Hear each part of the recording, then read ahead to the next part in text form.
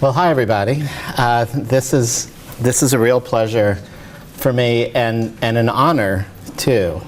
I have known about Wagner for a while now in several different contexts, and I was particularly thrilled to be reminded of the very unique program that Professor Stearns was involved in. Where's Professor Stearns? There he is. Don Stearns, that really seemed to typify what you do. You really practice what you preach here at Wagner. It was a fascinating effort that lasted for many years, in which students from Wagner went down to Tom's River and really immersed themselves in this amazing drama that occurred, and really put their liberal arts learning to practice in the world. That's so important, and I'm so impressed by that, and so impressed what's happening here at Wagner. As you heard, I went to one of those schools that's been around for 300 plus years. Well, let's see. No, 250 years anyway. And it was great. I enjoyed it. I teach at a school that is the largest private university in America. That's great. I enjoy it. But there's something very exciting about being at a place that is smaller, that is newer, and that is dynamic, that is moving up in the world, that is experimenting in interesting and compelling ways with education. And it's wonderful that President Garassi and Provost McNair, thank you very much for that lovely introduction. It's wonderful to see that happening, and I have to say I kind of miss that feeling of being in the middle of something that is in the process of dynamic change, and it's wonderful. I definitely want to thank Louise Kaufman and all the Rapages and Kaufmans who I met at dinner. There are many things you can do with your resources if you have them, and committing them to education is, in my opinion, one of the very best things that you can do. And beyond that, the idea of creating a lecture series that is in the community, that is both of the college and in the community, is so incredibly important. And it's a real honor to have been invited. So thank you very much, Louise, and everyone else who was involved in making this possible. It's very intimidating to follow Billy Collins, who's hilarious, as you learned, and brilliant, and an incredible poet. Becca Skloot is a good friend of mine and a wonderful science writer. You've really had some extraordinary speakers. And I'm going to level with you. I'm a writer, not a speaker. As wonderful as the Kaufman-Repage lectures are, I have one small quibble, and that is I don't give lectures. It's true that I'm a professor, and it's true that my book won a Pulitzer Prize this year, but to me the idea of a lecture is somewhat at odds, at least in some contexts, from what I try to do as a working journalist and as an educator.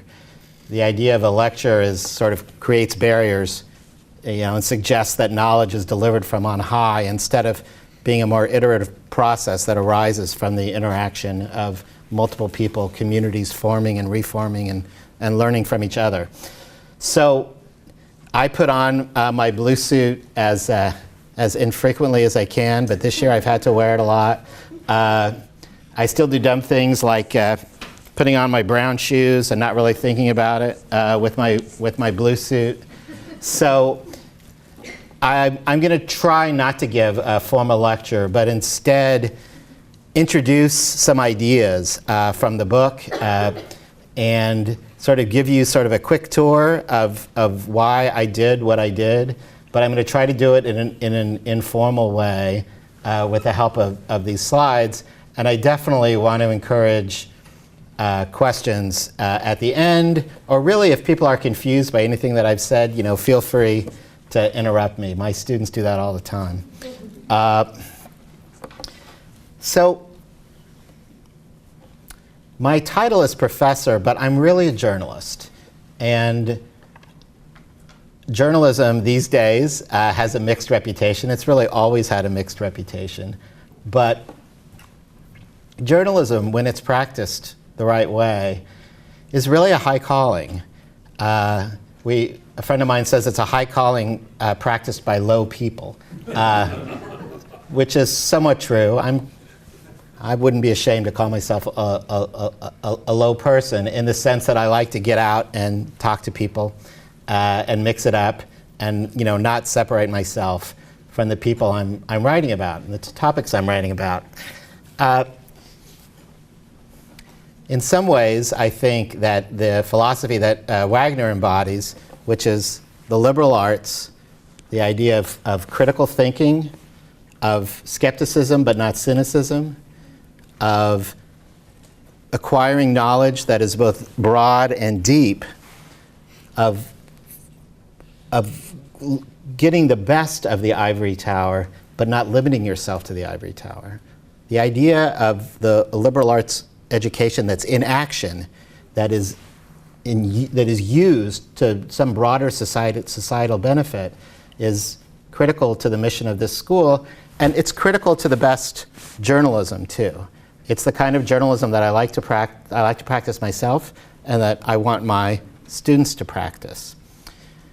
This book was, in some ways, arose out of my both what I loved about journalism, daily journalism, and also what I was frustrated about as a daily journalist.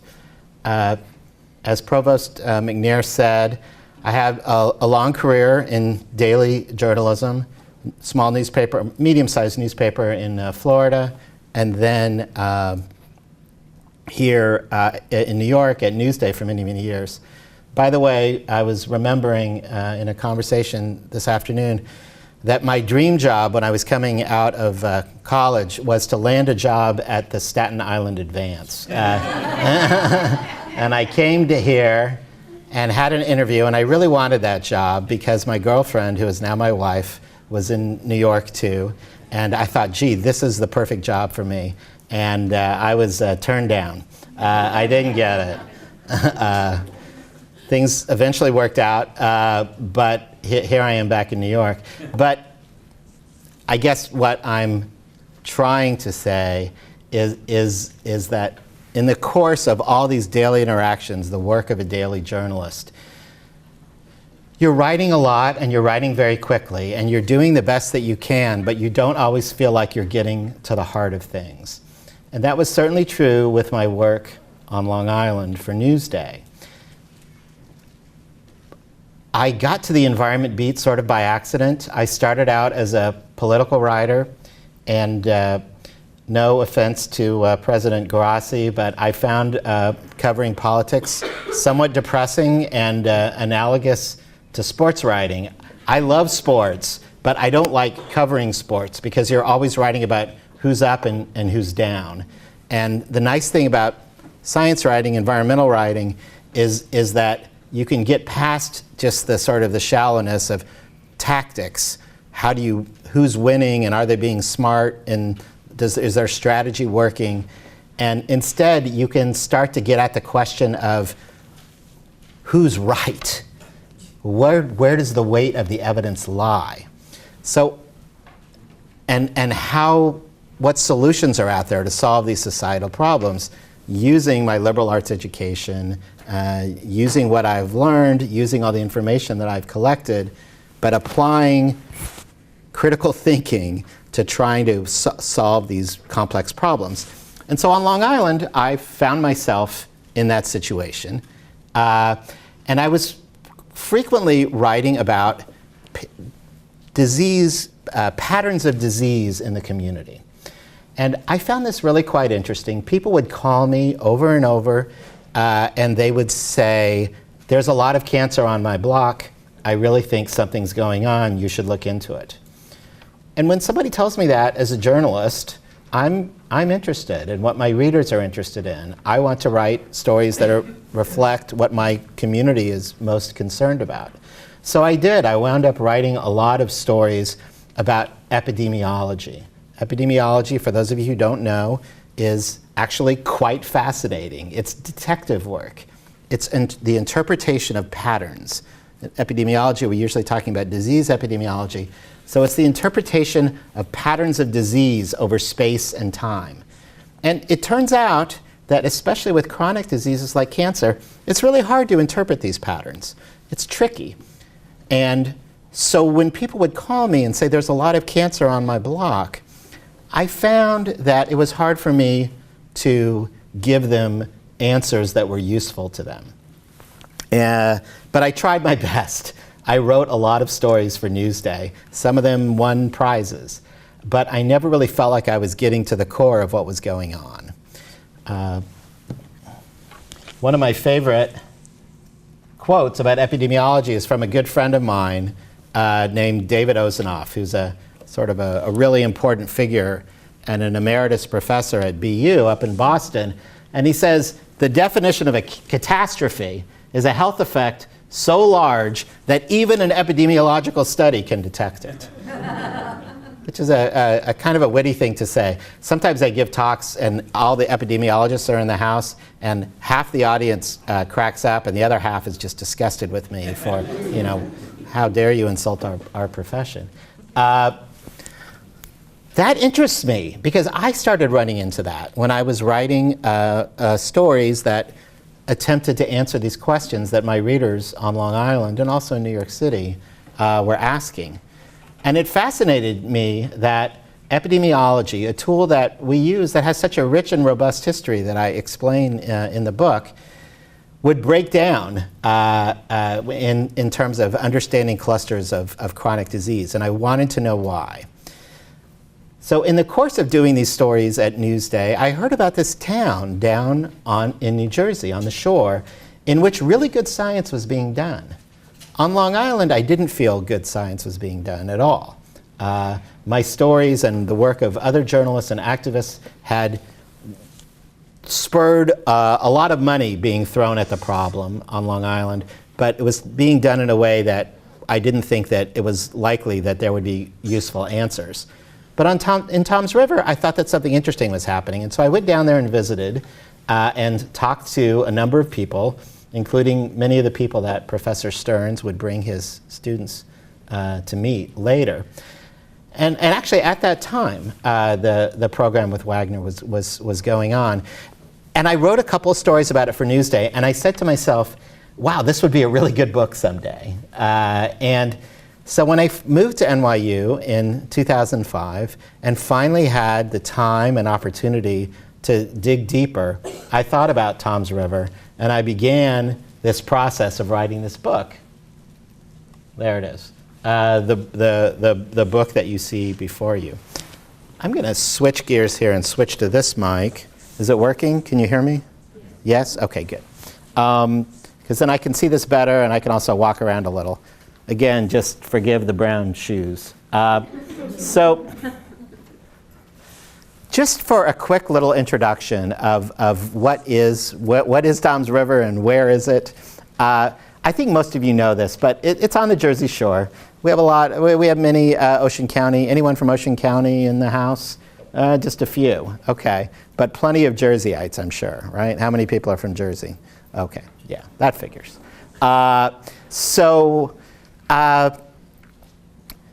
But just for those of you who don't know, if you sort of drew a right triangle between New York and Philly as the hypotenuse, the 90-degree angle would be at Tom's River. The joke is, and it's kind of a mean joke, is that Tom's River is the place where the radio frequencies from New York and Philadelphia run out. And it is kind of a quiet, isolated place, or at least it used to be.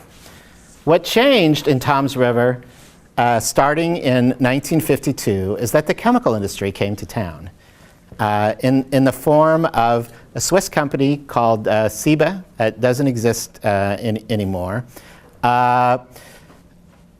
it's sort of been changed in a whole series of corporate acquisitions. They built a factory that at the time quickly became one of the largest dye manufacturing factories in the world, certainly one of the largest in the United States. Later, Union Carbide Corporation also unwittingly, well, maybe unwittingly isn't the right term, but certainly involuntarily also became very much involved in the environmental problems in Toms River for reasons that I'll explain. Here's a little map of Toms River. I don't have a laser pointer, so I'm not going to try to take you through all the details. But if you buy the book, you'll see that, or check it out at the library. You don't have to buy it. You'll see sort of the details from this map. But just to give you very quickly the lay of the land, over there to the left, you'll see that area called Ciba Chemical Plant. That was a very large, almost 3 square mile plot. And Ciba came in 1952 because they wanted some space. And the reason they wanted space is because dye manufacturing generated a tremendous amount of pollution, especially liquid waste. And all that waste had to go somewhere. The soil in that part of Ocean County is sandy. If you dumped something on the ground, it would go away. There was also the Toms River, which you can see near the highway there, a little stream. It's a little bit misleading to even call it a river, but there was water there. And so that was also a place where the company could discharge their waste. The company also needed water to make dyes, so they drew a lot of water from the river. That naturally, as inevitably, meant that they started drinking their own liquid waste. And one of the first signs that something was not really right in Toms River was when the factory's own wells started to become tainted. Their solution to that was, okay, we'll just drill wells that are upstream, that are in the opposite direction of groundwater flow. That did not help the rest of the town, however, because the main water sources at the time were the Holly Street wells, which happened to be right by the river farther downstream. The town began growing very quickly. And the reason that it started growing so quickly was in part because of the amazing employment opportunities that were brought by the location of what came to be called Toms River Chemical. It was Ciba, but they called themselves Toms River Chemical at that time. The town water company pumped those wells like crazy, so much so that it drew water through the banks of the river, and so the contaminated water started to be distributed all over town, starting in the early 1960s. And people realized that the water really didn't look right, it didn't taste right. Some of the early people who noticed that the public water didn't taste like were people who worked at the factory. They knew because they remembered when the factory's own water fountains had been contaminated in the same way. The company eventually came up with a solution, and that was to build a long waste pipe that you can see along Bay Avenue there, all the way out to the river. All the way out to the Atlantic Ocean, across Barnegat Bay and into the ocean. It did that because the ocean's a very big place. The river is a very small place. So hey, let's just move the pollution out to the ocean. There used to be a kind of a trite slogan that the solution to pollution is dilution. So what could be a bigger source of dilution than the ocean? So that's what they did, and not everyone was happy about that, but it was a classic sort of NIMBY response to move the problem somewhere else. And that's one of the themes of my book. The other thing that happened that I just want to point out is you'll see a property called Reich Farm, and right below that, the Parkway Wellfield. Starting in the 1950s and 1960s, it started to get, especially 1970s, it started to get kind of expensive to get rid of waste in New Jersey. Illegal dumping up where most of the industry was, up by Hoboken and Jersey City, started to get more costly, and there was a crackdown. So again, let's move the waste somewhere else. So the big semi trucks started heading down south, looking for places to dump legally or illegally. Some of that dumping took place at Reich Farm, and it was Union Carbide waste. Thousands of barrels that the person who did the dumping told Union Carbide, I'll take care of your waste, no problem, just trust me. Union Carbide was more or less happy to have that happen. They didn't ask a lot of questions. And at first he put that stuff in the town landfill, the barrels exploded, he bribed, paid gratuities, whatever you want to call it, to operators of the landfill, but eventually he had to find another place, and he found Reich Farm, which was a chicken farm. There used to be lots of chicken farms in Ocean County, but starting in the 60s, things started to go bad. So he agreed, the owner of the farm, agreed to let this guy dump waste on the back of his property. And by the time this dumper was done and the town realized there was a problem and Union Carbide said, gee, maybe this isn't such a good plan, this guy had dumped thousands of barrels directly into the ground. After a while, he stopped even digging ditches, and he would just toss them off the top of his barrel, off the top of his truck. And these barrels were in bad shape, and they just split apart. So what happened inevitably is that groundwater became contaminated. The town, which had contaminated its holly wells, the holly wells had been contaminated by Ciba-Geigy, drilled additional wells at the Parkway well field, and that turned out to be a very bad place to drill because this second problem at Reich Farm, the waste from that contaminated the next well field. And again, the town was growing like crazy. For a while, Ocean County was one of the fastest growing counties in the country, and they needed all the water they could get. The idea was to grow, grow, grow. There were important short-term economic benefits. The factory paid high wages, people's property values were rising, and nobody really was too concerned about the long-term implications. So that's the lay of the land in Toms River, and I just want you to understand that as I explain what happened next. Here's what the factory looked like overhead. You could see it was a very big place, very large. That is just one of the landfills, one of the smaller ones, from which many, many barrels were ultimately removed. You could see 15,477. That was one of the last ones, so they took a picture of it just to say, wow, that's a lot of barrels of waste. But there are additional landfills that have not been emptied out even today. Here's a little map that illustrates what happened from Reich Farm. There's the farm. That little shape that you see is the underground contamination plume. Here on Staten Island, as in many other places, there are Superfund hazardous waste sites. Groundwater contamination is the key concern, and it certainly was on Long Island too. And so you ask yourself, gee, that's a funny shape for a contamination plume. Why is it moving off weirdly, bulbing out in that one direction? The reason is because that's where the public water wells were. And essentially, the public water wells slurped up that contamination plume and distributed what was inside it all over town. So this is Linda Gillick. Linda Gillick was a person, a teacher, who stopped teaching to raise her family. She's a very outgoing person, a person very involved in her community. And she and her husband, Rusty, something very sad happened. Their son, Michael, was diagnosed with neuroblastoma when he was just a few months old.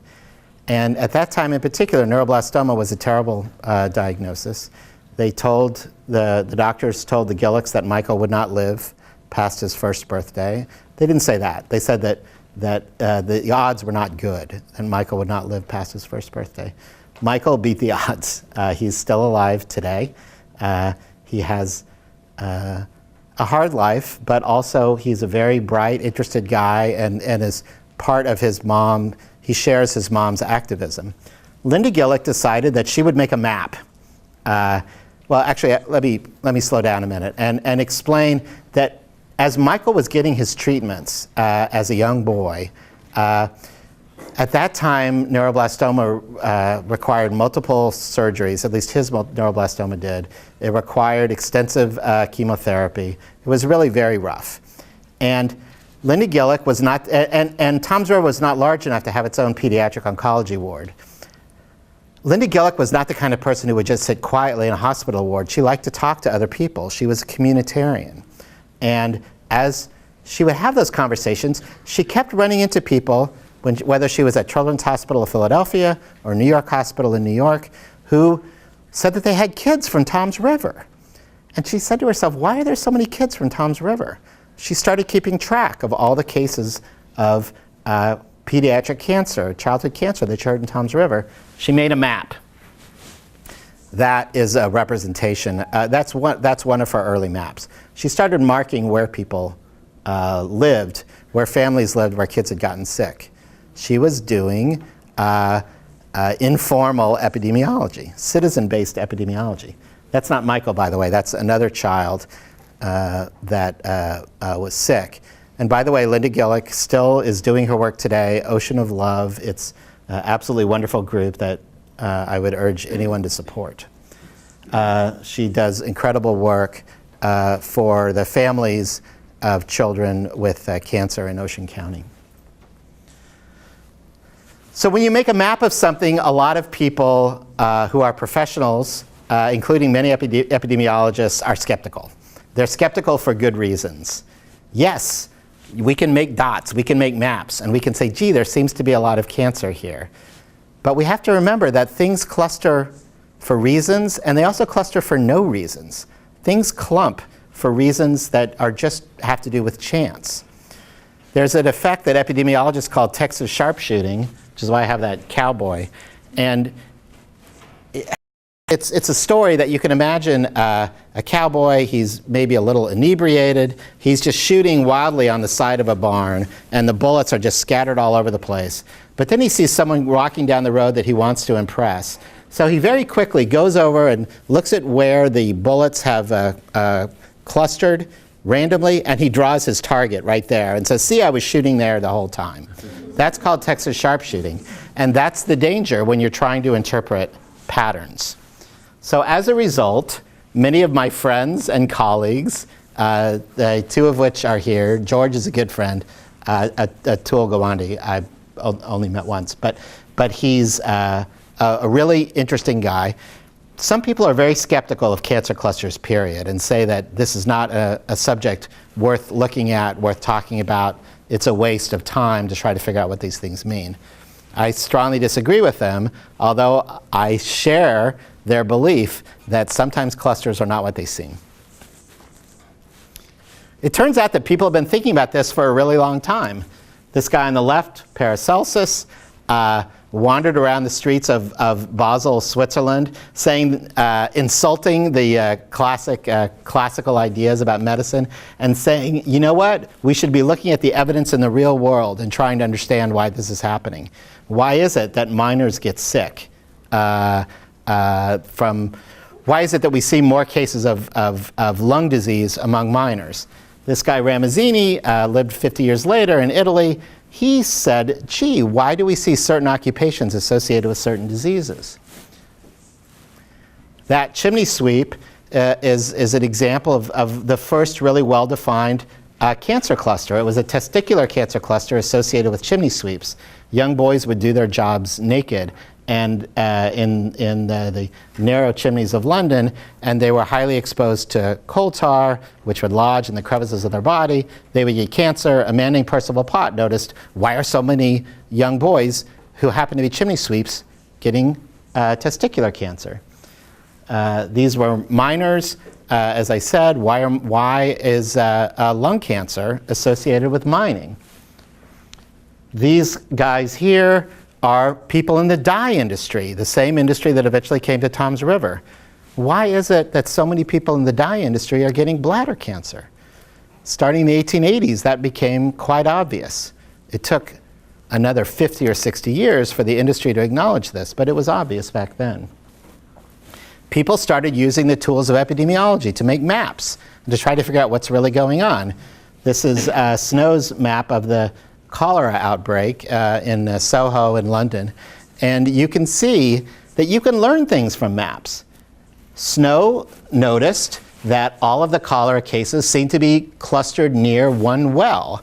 And when he interviewed those people, he noticed that people who got their water from this well were much more likely to get cholera than people who didn't. He didn't know why. The cholera microbe had not been identified yet. But he saw a pattern and he said, you know what, we should act on it. And he convinced the parish committee in Soho to remove the pump handle. And that was a seminal moment, an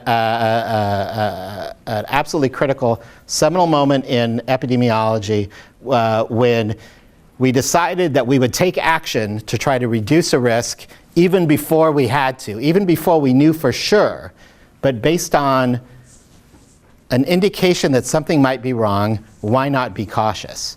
They removed the pump handle, the well was closed, people had to walk a few blocks away to get their water, and the cholera epidemic quickly abated. I'm going to skip through these because I want to make sure that we have a lot of time for talking, but as epidemiologists were learning more, the chemical industry was growing. This young man right here, those of you who are studying science, he invented the chemical industry. He started the chemical industry basically when he was 19 years old. So get cracking if you haven't done that yet.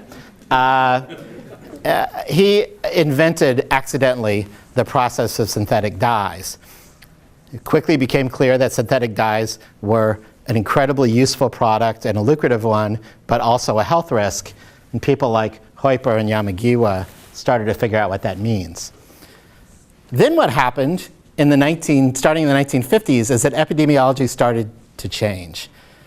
Instead of looking closely at occupational exposures or the idea that particular chemicals may be significant risks, we started looking at so-called lifestyle factors. So Richard Dahl was the most eminent practitioner of the 20th century, and he was really known for this. He's the person who really started to close the link and make the connections involving cigarettes and lung cancer. And that was a very good thing. We know that nutrition and cigarette smoking, that all these lifestyle factors can be important health risks. But as the emphasis in epidemiology switched to that, it moved away from industrial exposures. And there became a feeling that looking at industry was really not that important, that after all, America was starting to deindustrialize, those jobs were moving elsewhere. And really, how can you really prove that these things have any kind of concrete health effect anyway? Well, that was the situation that the people of Toms River confronted. When Linda Gillick made her map, she showed it to the New Jersey Department of Health. The New Jersey Department of Health said, well, we can't make any sense out of that, and we really don't think it means anything. And even if we found that it was an unusual amount of cancer, there's nothing we could do about it anyway. Sorry. And after a while, Linda and others who worked with her basically gave up. But there were other people. That, by the way, is Bruce and Melanie Anderson, who were very involved in the project with Wagner. Their son had cancer and is also survived, Michael, and also named Michael. And he and the Andersons were very involved in trying to figure out what was really happening in Toms River. The person on the bottom, Lisa Bernasian, is a pediatric nurse. She worked at the Children's Hospital of Philadelphia, and she too, like Linda, noticed that why is it that every patient who comes into this hospital seems to be from Toms River? Of course, it wasn't every patient, but it seemed like it was a lot of patients. The doctors told her, listen, just do your job. It's a coincidence. But it really bothered her. You know, when you're a nurse, you spend long hours with patients, you really get to know them. You go to their funerals when they die, and back then there were a lot of deaths.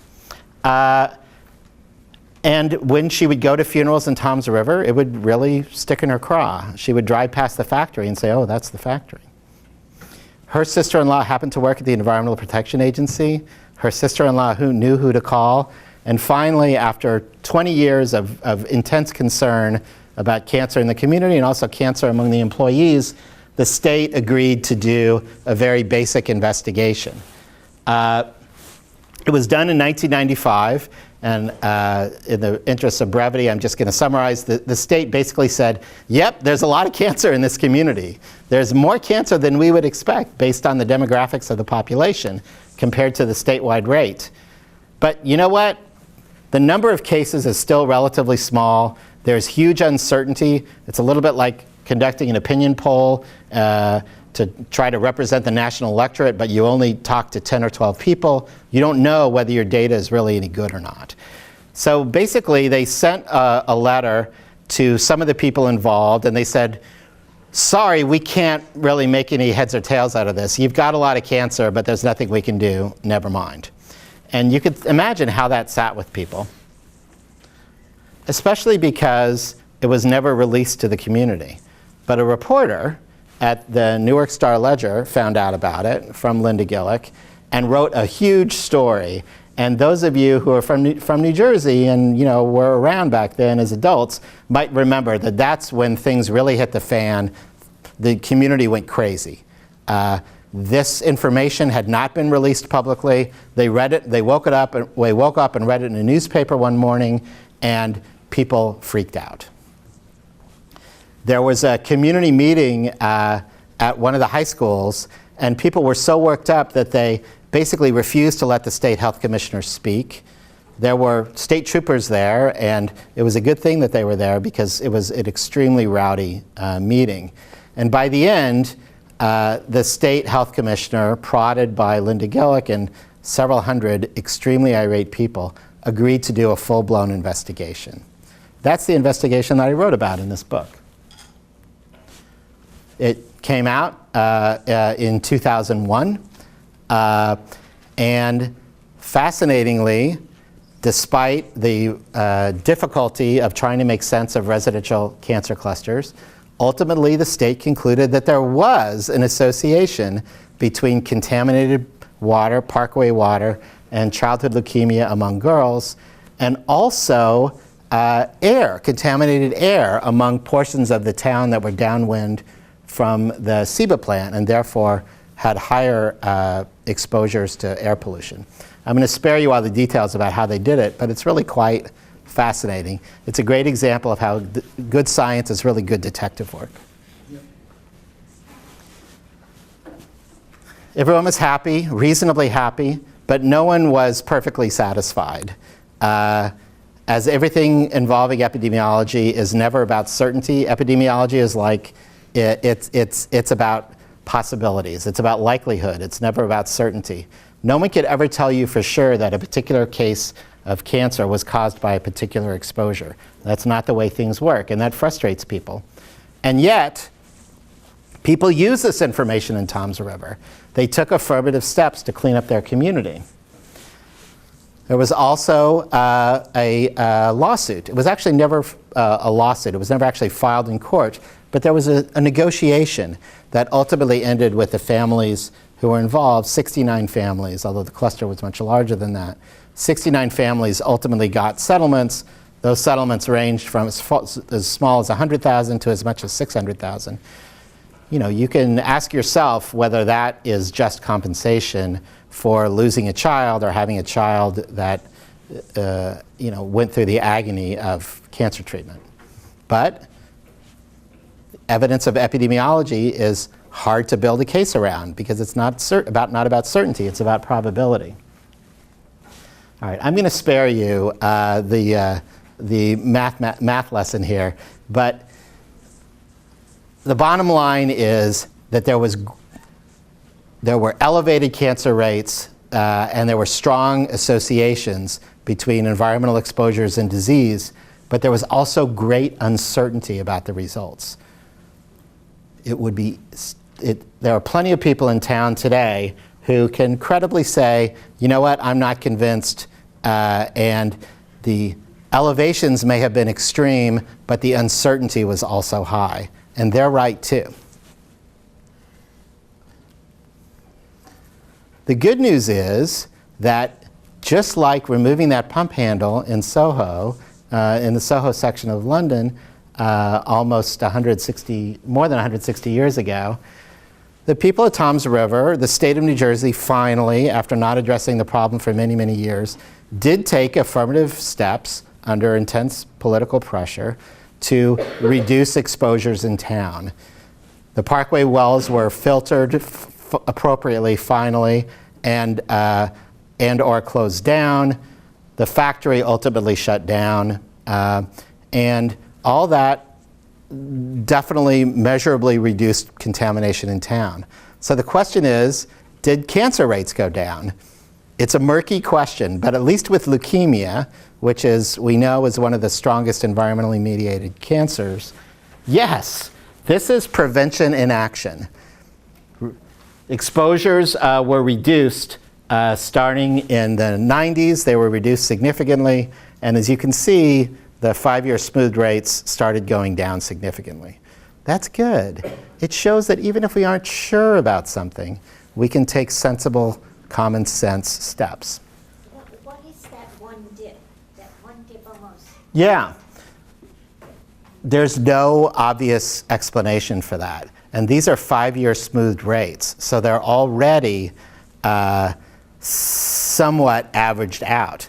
The problem is that childhood cancer, even though rates were much higher in Toms River than expected, there were still relatively few cases.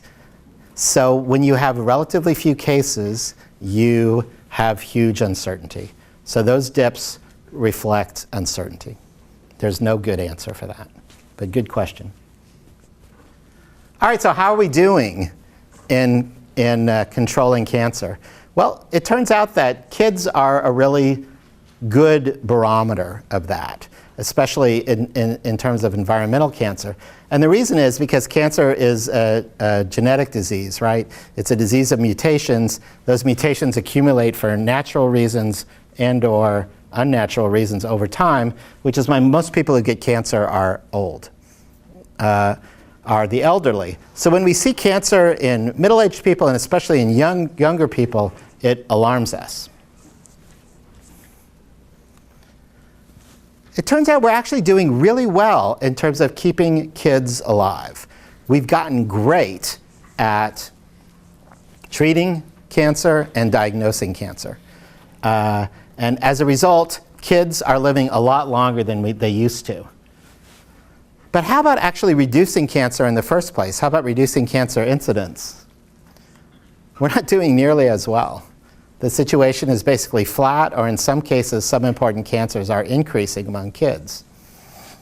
That's disturbing. We're not nearly as good at, we're much better at treating cancer than we are at controlling it in the first place.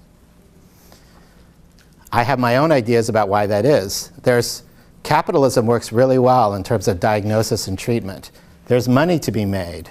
If you've paid your health care premiums or you paid healthcare bills, you know that there's money to be made in healthcare. Doctors, healthcare companies, pharmaceutical companies are doing a great job at identifying better diagnostics, better treatments. But how about preventing people from getting sick in the first place? Well, that's really much more difficult, especially when we're talking about disease that may be related to environmental exposures. We're not doing nearly as well at that. I end the book by going to China. And I do that because just as the industry that started in Switzerland went to Cincinnati, and then it went to Toms River, then it went to Alabama, and now it's in China. Just as the people of the Ciba-Geigy decided, well, let's move our pollution out to the ocean, they ultimately decided, let's offsource our industry to a country where labor costs are much lower and environmental regulations are much weaker. So I end the book by talking to people in China and learning that there's very much a popular epidemiology movement underway in China. And it's really quite impressive and quite brave because China is let's face it, it's a totalitarian state. It's a police state.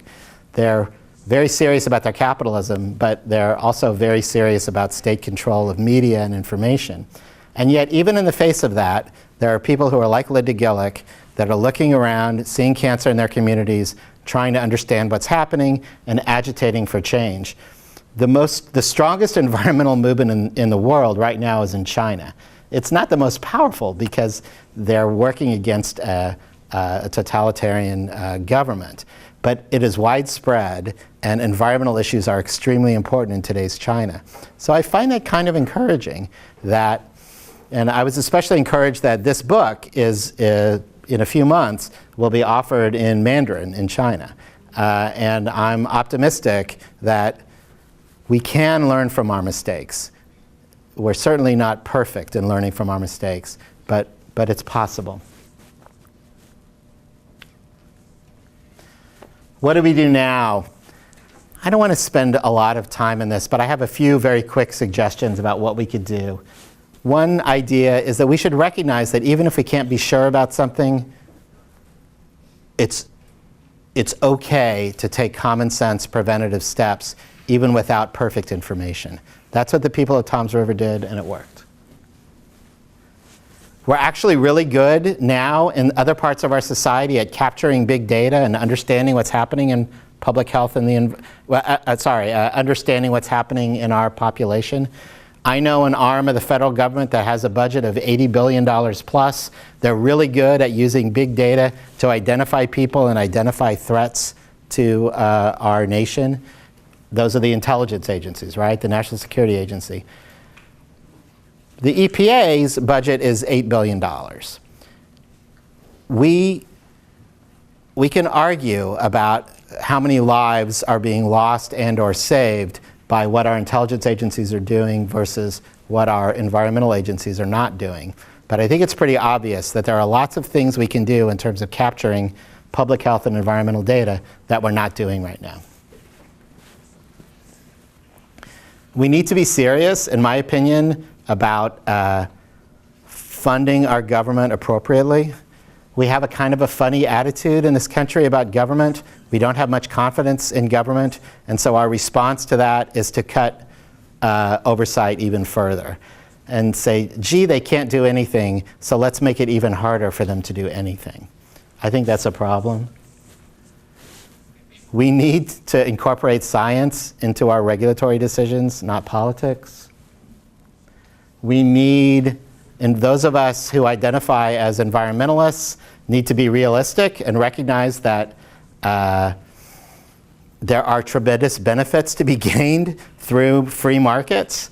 And we should recognize too that some of our environmental laws are vastly out of date. And we should not be reflexive and say, well, reflexively oppose any kind of industry or we should recognize that there are benefits to productive capitalism and not just costs. We have to be smarter. We have to dig in and recognize costs versus benefits. And finally, we need to recognize that information is key. And it very much squares with the idea of using your liberal arts education, getting out in the world, immersing yourself in what's actually happening. When that happened in Toms River, when people stopped keeping their head in the sand and became politicized, that was step one. But step two was when, instead of just being furious and screaming at a meeting, they engaged in the scientific process. They participated fully in this epidemiological study that was done. There was all kinds of elaborate communication and advice underway. And eventually, really great things happened. The community stopped being hysterical and started being focused on what can we do concretely to improve our town. That is what I'm talking about injecting rationality into an otherwise emotional process. I'm a journalist, and I know that my power is not what it used to be in an era in which everyone is publishing. If you've got a Facebook account, you're a journalist, you're a publisher. If you tweet, you're a journalist. That means that everyone has to share that responsibility of being both responsible generators of information and acquirers of information, right? Everyone sort of has to function as a journalist in a way. And if we do that, again, we're going to have much better community-based solutions. And in the end, we'll have a situation where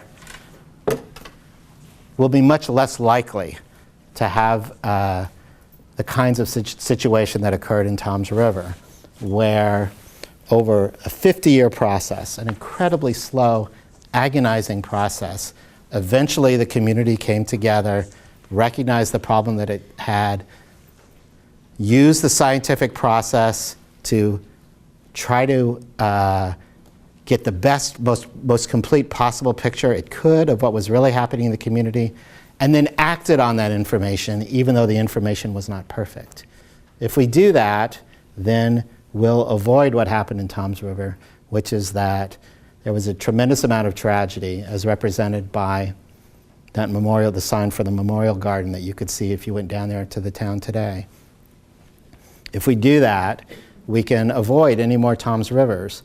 And I have to say that for me personally, going down to Tom's River and talking about the book and hearing people who have read the book, listening to what they say, what I hear most often is we don't want what we went through to be forgotten. We want people to learn from what happened in our town. And it's been an honor for me to be part of the process of making sure that their sacrifices aren't wasted and that we can apply what happened in Tom's River to what's happening here in Staten Island, New York State, and the United States, and all around the world. So thank you very much.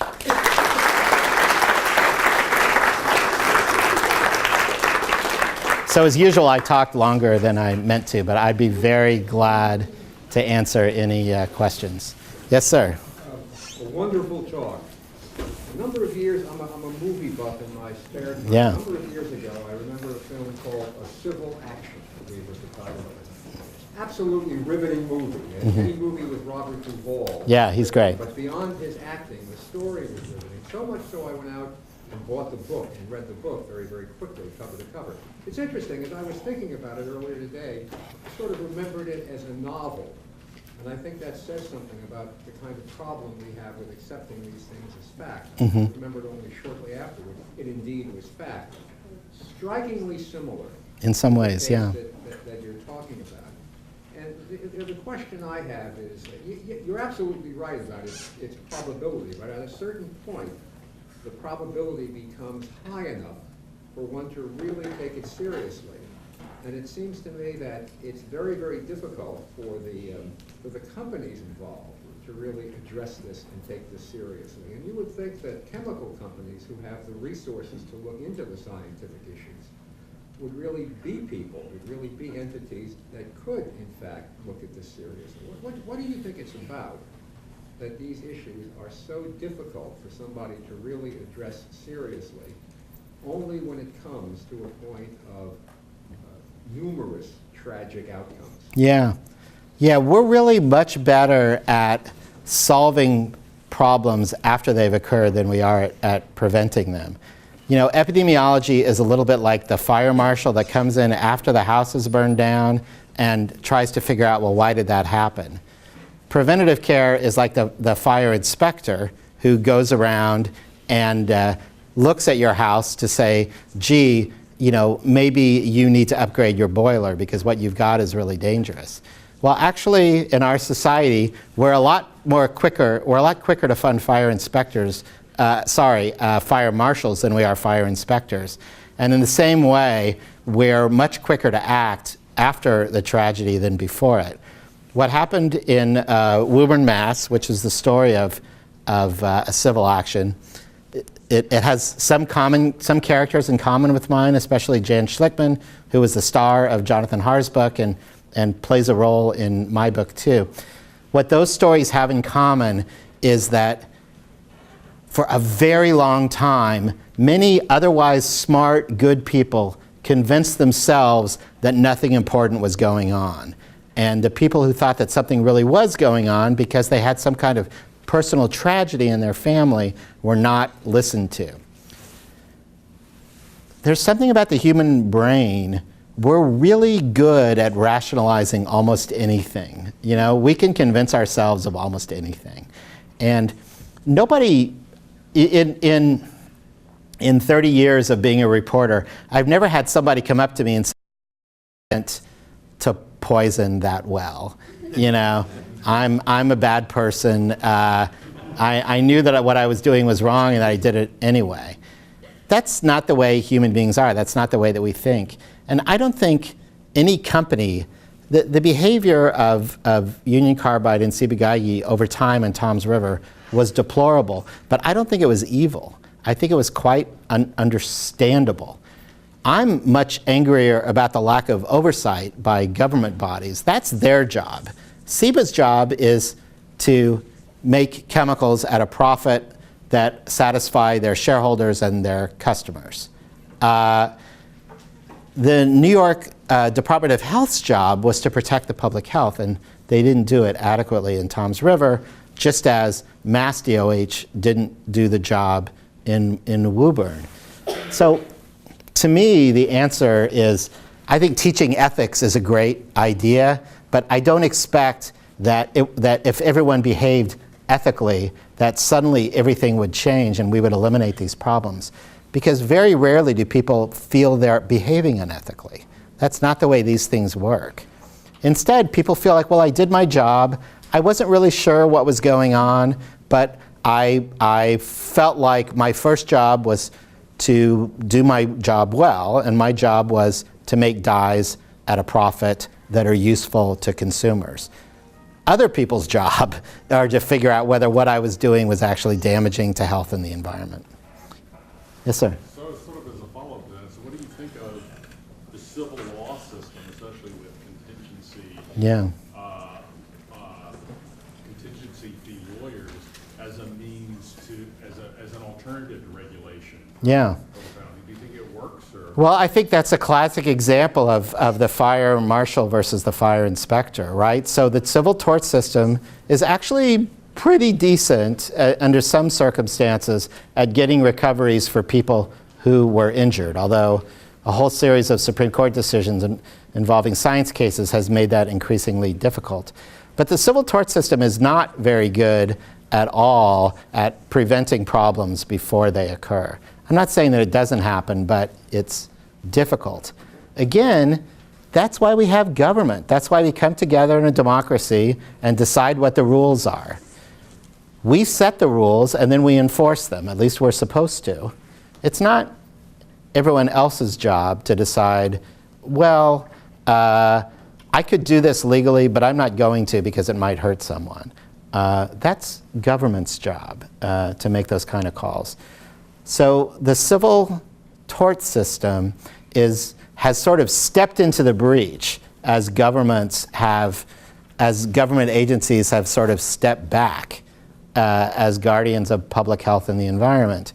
And it's an imperfect solution, but I actually think that lawyers, for all the grief that they get, have actually been forces for good in representing people who are injured and improving environmental conditions. But it's a very imperfect way. It's not nearly as good as regulation. Smart, up-to-date regulation.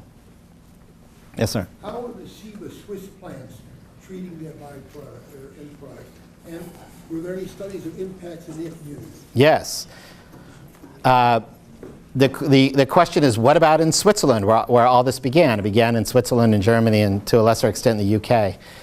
The answer is that there is no chemical manufacturing left in Basel, and there hasn't been for a while. I wrote a column in the New York Times when the book came out a year and a half ago, in which I explained what a beautiful and fabulous city Basel is. And I recommend that everyone visit. It's a beautiful place. And that prosperity is largely built on the outsourcing of chemical manufacturing to the developing world. And all the R&D, the research and development, is done in Switzerland, but the nasty stuff is done elsewhere. That's a bit of a generalization, but it's true. A century and a half ago, there was plenty of manufacturing in those places, and there was vast amounts of pollution. And that's what I wrote about in the New York Times. I tried to find what I describe as the first hazardous waste site, which was an old canal. And I went on a little adventure trying to identify where that canal was. And you can see little signs, street names, a little gully here and there, but the only thing left are the huge skyscrapers of the chemical industry, where the offices, but the manufacturing is long gone. The only way you would know that factories were ever there is that those same companies still own the property, only now it's white collar, not blue collar. Yes, sir. I keep thinking of this image, I think I saw it on a Bill Moyer show, but when West Virginia, Kentucky, they just blow the top of a mountain off. All of this junk just runs down the mountain, falls Yeah. into the local river, Yeah. blocks the river, or if the river manages to come back through, it's totally poisoned. And there's nothing that townspeople can do about it. Yeah. And the bigger picture, of course, of coal and the dependence of major regions in the country, and we know It's that true. coal and the whole carbon climate change problems are kind of linked. You know, it's one thing, Love Canal or Tom's River, they're tragic, but you know, some good came of all this, but these bigger things are economically such nightmares. Yeah. And you know, people, you have Democrats come in and there are a few more laws, and then Republicans like Bush come in and they knock all of the oversight that they can out of the way because they're pro-business. And then the other side comes in and they try to beef up and it's just like you were saying, you know, get the politics out and the science into these decisions. But right now we're just stuck with the politicians who can't basically do anything, and when they do, it's because special interests are calling the shots. Yeah, so that's a really great point. There are lots of things that I could say about it. You know, one of which is I'm writing about chemical exposures and hazardous waste. I think that is a really important environmental problem. I do not think that it's the most important environmental problem. The most important environmental problem we have is the transformation of our atmosphere and our ocean, a massive experiment that we have underway because of the over-carbonization of our energy system. Coal and oil and our addiction, our long-term addiction that is only being enhanced by the discovery of frackable oil and gas, is the critical transformative problem of this century. So that's number one. The second point I wanted to is just heartily agree that people ask me, what is the most important thing that needs to change? What is the number one political environmental issue? I say campaign finance reform is by far the most important thing that anyone can do. People have a different idea, everyone has a different idea of what campaign finance reform means, but if we're not going to be able to tackle any of these problems seriously, we're not going to be able to update our environmental laws, we're not going to be able to get serious about decarbonizing the energy system and trying to avoid catastrophic global change. We know we're going to have quite drastic global change, but we might be able to avoid catastrophic if we begin to build alternative energy sources, if we get more serious about that. None of that is going to change until we decouple special interest money. Everyone has a different idea about what a special interest is, but we know the Supreme Court has explicitly said that money is a form of political expression, and as a result, you know, we've had a series of Supreme Court decisions, and more will be coming, that are actually making it easier for big money to influence the course of our politics. And we will never be able to address any of these problems seriously until we can somehow get Congress, which is the institution that's benefiting the most from the current system, if we can somehow convince them to change the system that it benefits them so directly. So I agree. I don't want to seem so completely bleak, though. I actually think there are good things that are happening. The rise of the internet is really important. The ability for all of us to communicate instantaneously, the power of Facebook, the power of public shaming. If you look at what the NFL has gone through over the last 2 weeks, you see how incredibly powerful that can be. These are great tools that communitarians, people who care about their communities, can start to harness and already are harnessing. I'm encouraged by that. I'm encouraged by young people that I see our stereotype is that young people are withdrawing from society, but I think it's actually the opposite. I think that the rise of electronic communication has gotten people more interested in talking to each other. I think that's really great, and I think we just need to figure out ways to harness that. That's happening in China right now in a very exciting way. It's somewhat more masked here, but we think of China as this sort of island of sort of stable totalitarianism, but it's not. It's churning. Things are happening in that society, and people are using their ability to communicate with each other. China tries very hard to control the internet, but they can't. And people are using that ability to agitate for freedom and liberty. And look at what's happening in Hong Kong right now. It's very exciting. It would be great if we could harness that same energy here in the United States to get more serious about using the democratic rights that we have. Because, you know, like Benjamin Franklin said, when he asked what kind of a government, it was when a woman asked him, what kind of a government have you guys created, as he left Independence Hall in Philadelphia, he said, it's a republic if you can keep it, right? So he's saying that actually requires our direct involvement. So maybe it's time for us to take a page from what's happening in the Far East and say, hey, we can be active too. We can exercise our rights and emulate those people who are fighting for rights. We can exercise the rights that we've actually been given and be a force for change in our own society. Thank you.